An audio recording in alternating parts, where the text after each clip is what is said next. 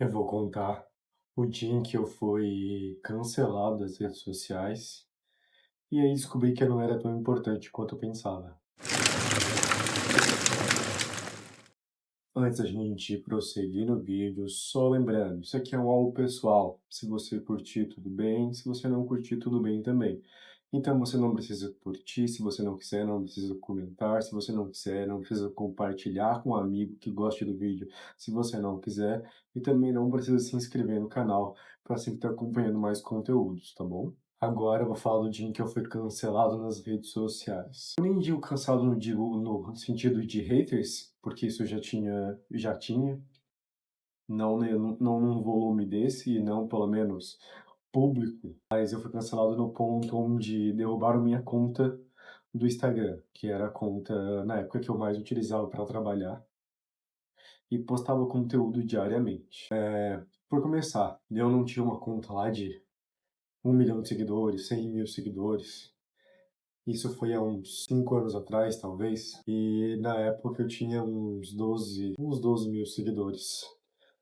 Uma época onde 12 mil seguidores era um pouco mais do que é considerado hoje, mas também não era aquela coisa gritante, mas era muito regional. Então a maioria deles era de onde eu morava, e eu morava numa cidade. Eu tinha acabado de sair de uma cidade pequena, no interior de Santa Catarina. Isso para contextualizar.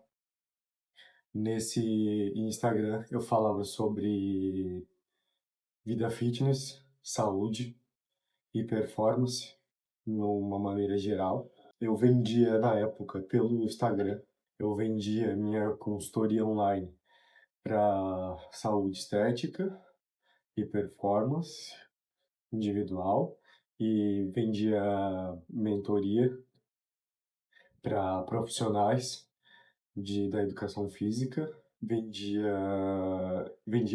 cursos e palestras. Em resumo, quando eu era mais novo, eu estava numa região, para contextualizar o que eu falei no dia que fui cancelado e para dar um contexto, tá? Quando eu era mais novo, eu era jogador amador. Naquela época, a região onde eu estava tinha muitas mulheres que eram boas no futebol. Na verdade, tinha uma cidade onde as mulheres eram melhores que os meninos. Quando eu falo melhores que os meninos, não é se elas jogando contra os meninos iriam ganhar, porque não iam, infelizmente. Ou felizmente, sei lá. Mas elas avançavam muito, elas iam muito mais longe nas fases dos campeonatos do que os meninos. Isso quer dizer que elas eram melhores, porque dentro da categoria delas, elas eram melhores, e aí elas iam conseguindo ganhar campeonatos, avançar de fases.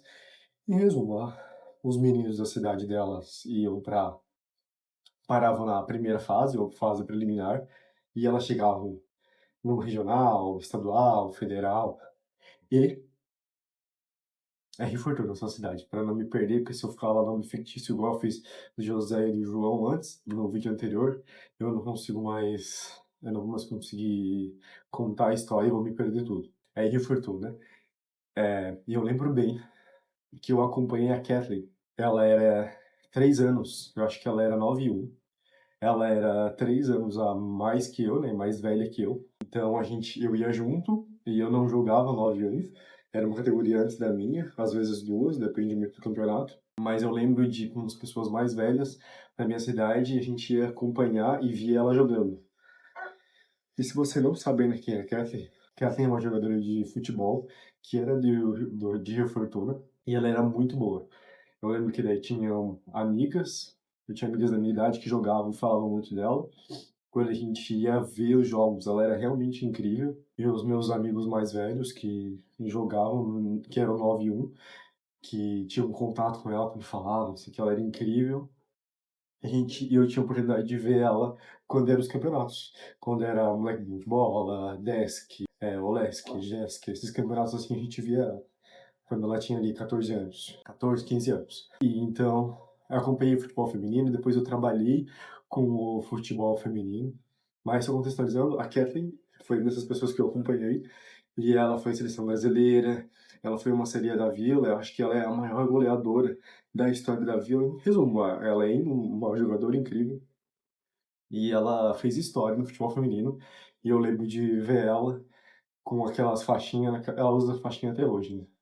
Mas lá em Fortuna elas usam faixinha na cabeça, aquela faixinha na cabeça, assim, camisa 10, costurando todas as meninas, assim, fazendo um gol atrás do outro. Então, eu acompanhei muito futebol feminino, talvez por isso eu tenha uma tendência de não é lutar, porque hoje em dia eu não faço mais nada, mas eu ainda assisto futebol feminino, normalmente, na TV. Eu assisto bastante esportes, feminino, masculino, paralímpico. E como eu trabalhei com esportes, eu também falava muito sobre isso, porque eu trabalhei com outras modalidades, trabalhei com futebol masculino, depois eu dei treino para o time feminino de futsal de Assembleia de São Martinho. Eu não lembro, eu acho que eu cheguei a ajudar no treino da CME de Armazém, mas também não lembro mais, mas também não é muito relevante.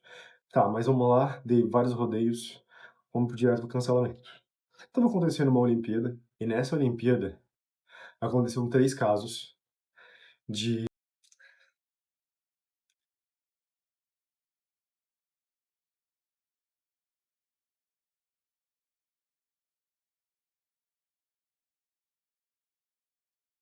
3 casos de transgênero, a modalidade feminina, e então esses transgêneros, eles quebraram vários recordes e foram muito melhores. Então, na época, eu estava falando no Instagram sobre proteger a modalidade para as mulheres. E, que biologicamente as mulheres eram diferentes, tudo era muito diferente e era uma covardia para elas, que elas iam perder espaço. E isso ia começar a virar uma tática de cada equipe, cada nacionalidade, de procurar um transgênero, porque um homem que é mais ou menos, falando em questão de biológica, disposição física, tudo, o cara que é mais ou menos a modalidade masculina, eles já viram uma acima da média na modalidade feminina. Pode discutir o que quiser sobre isso, e eu falava sobre isso. Quando eu falava sobre isso, eu falava com o artigo, eu falava a questão de saúde, e ainda não, na minha questão não era contra as pessoas transgêneras, mas sim a favor das mulheres, porque elas estavam perdendo espaço, ia começar a virar um jogo, cada um ter pelo menos um transgênero para poder igualar o lado, porque se não tem, não iguala, é difícil mesmo, é quase impossível e de conseguir, infelizmente, porque cansei de ver quando eu dava treino, pegava a melhor jogadora do meu time, que era, por exemplo, o sub-14, e botava ela para jogar junto com os meninos que eram sub-11, para que ela conseguisse ainda jogar e daí ela aprimorar, porque daí ela estaria em volta de mais pessoas que iam fazer ela ter habilidade e, assim, ela era uma fora de série na idade dela, mas jogando com 3 meninos de 3 anos mais novos, ela já era só mais uma. E assim, eu estou falando sobre a realidade, sobre o que até hoje acontece, nossa seleção brasileira, que é boa, e a seleção americana de futebol feminino, que é boa, a seleção da Alemanha, que é boa, eles vão fazer amistosos, eles jogam com meninos sub-15, sub-14, sub-16, sub-17, e elas levam 7-0, 8-0, 9-0. Não quer dizer que elas são ruins, porque elas não precisam jogar com meninos. Elas são boas, ótimas na modalidade feminina, e era isso que eu queria levantar. O jogo é diferente, ele é menos físico, ele é mais tático, ele tem menos velocidade, mas ele tem mais pensamento, ele é mais belo em alguns sentidos, ele é mais feio em outros. São características diferentes. É igual ver o vôlei o vôlei feminino é um estilo e o vôlei masculino é outro estilo. Tá muito claro e dá de apreciar os dois porque é muito diferente, só porque foi aprimorando o vôlei feminino e o masculino. Mas um é mais força, explosão, o outro é mais tático, ele tem uma desenvoltura, ele tem um pouco mais de, não sei se é resistência a palavra, mas assim, eu estava falando de modalidades em geral e falando sobre a questão de eu falo só sobre futebol feminino, esse cara que fala futebol feminino e falando sobre que as mulheres ia perder espaço, que seria essencial manter a categoria feminina, que ela foi criada, a categoria feminina antes, que não tinha essa categoria feminina, só tinha categoria, era só vôlei, era só futebol, aí depois foi criado o futebol feminino, o vôlei feminino, para que elas tivessem uma chance de competição mais justa, e elas estavam perdendo essa chance, e que se tinha uma outra um outro, não sei dizer o nome, e para não dizer algo errado, uma outra questão que não seja masculina e feminina, que então ela integre uma nova modalidade dessa questão, onde eles disputam entre eles, onde eles consigam ter o seu espaço, mas que para ter o seu espaço eles não precisam tirar o espaço das mulheres. Falando sobre isso, no que eu estava falando sobre isso no Instagram, dormi, já tinha um monte de gente falando algumas coisas, respondendo os stories e tudo mais, mas estava assim, mais tranquilo.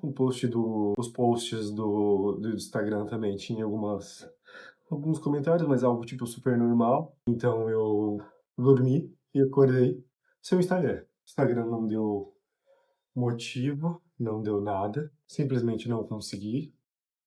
Eu fiquei ali, que quase fiquei 2 semanas, 3 semanas, fiquei 2 semanas sem o Instagram, ele desativado, ele sumiu. A hora que ele voltou 2 semanas depois do nada, sem uma explicação, sem nada, só dizendo que tinha violado as leis e diretrizes do Instagram. A única coisa que eu tinha feito era isso, era bem isso, coincidencialmente. Na hora de ver o histórico, esses posts não existem, tanto do Stories, tanto do feed, eles sumiram, então pude presumir.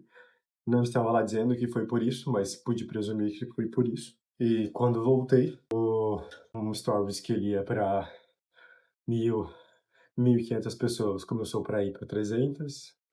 Um post que eu botava e ele chegava a atingir, que não era reels na época, tá? Era post mesmo, que para as pessoas que te seguiam, que eles chegavam ao alcance de ir para 6.000 pessoas, 7.000 pessoas, tinham ali 700 curtidas. Começaram a ir para menos de 1.000 pessoas e começou assim. Mas assim, nem vou falar sobre essa parte ali, sobre essa questão da plataforma, até porque a plataforma é deles e eu tô se eu alugo minha empresa dentro da plataforma, eu tenho que estar sujeito a coisas que eles fazem, que não necessariamente é algo que eu goste. Por isso que é um perigo muito grande caso você tenha um negócio e botar ele tudo numa plataforma só, você fica refém daquela plataforma. Mas o que eu quero trazer mesmo para reflexão, que é a proposta inicial, foi só contextualizar,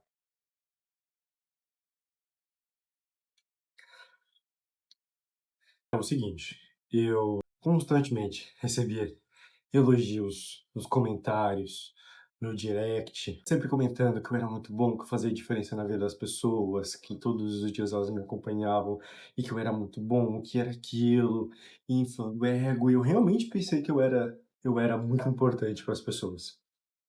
Até que veio esse cancelamento e as pessoas não notaram que eu não estava ali.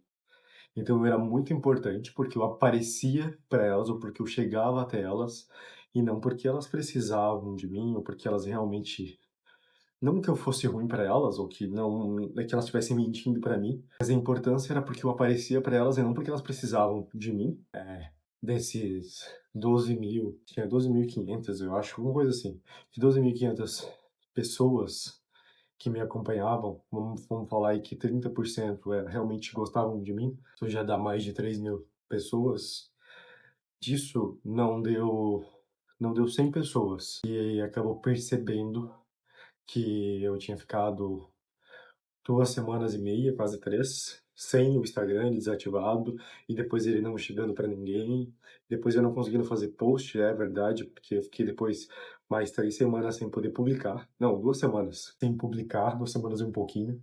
2 semanas é aquele um pouquinho para dar três que eu fiquei sem poder publicar nada, então, tipo, continuava não aparecendo para ninguém. Nesse caso, eu tinha os meus alunos de consultoria, de mentoria, e eles acabaram notando, mandando mensagem no WhatsApp.